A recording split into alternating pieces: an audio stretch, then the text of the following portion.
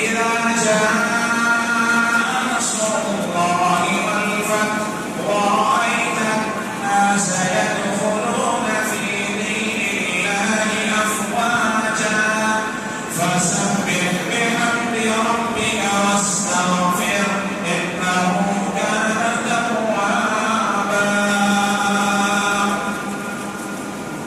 تمام صحابہ خوش ہیں. حضرت ابن عباس رضی اللہ تعالی عنہ چھوٹے تھے، ایک کنارے میں مقبول ہے، مقصد معلوم ہو رہے ہیں. حضرت ابوبکر صدیق کنارے میں مقصد معلوم ہو رہے ہیں. وجہ پوچھی گئی کیا بات ہے؟ کہا میں اس آیت سے، اس سورت سے سمجھ رہا ہوں کہ آقا صلی اللہ علیہ وآلہ وسلم اب اس دنیا میں زیادہ دنوں تک تشریف نہیں رکھیں گے، اس لیے کہ استغفار اس وقت ہونا ہے جب کام مکمل ہو جاتا ہے، اور اس میں استغفار کرنے کی تعلیم اور اس کی تلقین آپ صلی اللہ علیہ وسلم کو کی گئی ہے.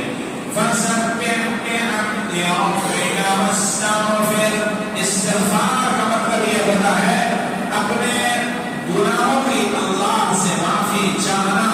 باب استغفار کے اندر عزیز طلبہ آپ نے پڑھا ہوگا کہ استغفار کے اندر جلب منفعت ہوا کرتا ہے، کسی چیز کو چاہی جاتی ہے. استغفار مغفرت کا طلبگار ہونا، اللہ سے اپنے گناہوں کی معافی چاہنا. اس آیت کے اندر رسول اللہ صلی اللہ علیہ وسلم سے کہا جا رہا ہے کہ آپ استغفار پڑھیں. استغفار کب ہوتا ہے؟ آخر وقت میں.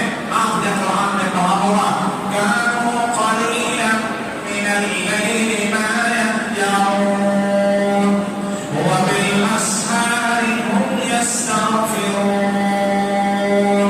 یہاں پر استغفار صبح کے اول وقت میں کرنے کا حکم فرمایا ہے، جب رات ختم ہو رہی ہو اور صبح نمودار ہو رہی ہو. اس ایک بات اور یاد رکھی جائے کہ اکثر لوگ لاعلمی کی بنیاد پر کہتے ہیں استغفار پڑھ لو، استغفار پڑھ لو. یہ لفظ صحیح نہیں ہے. استغفار کچھ نہیں ہوتا. لفظ اصل میں استغفار ہے، اور اس کو پڑھنے کا طریقہ استغفر اللہ ربی من کل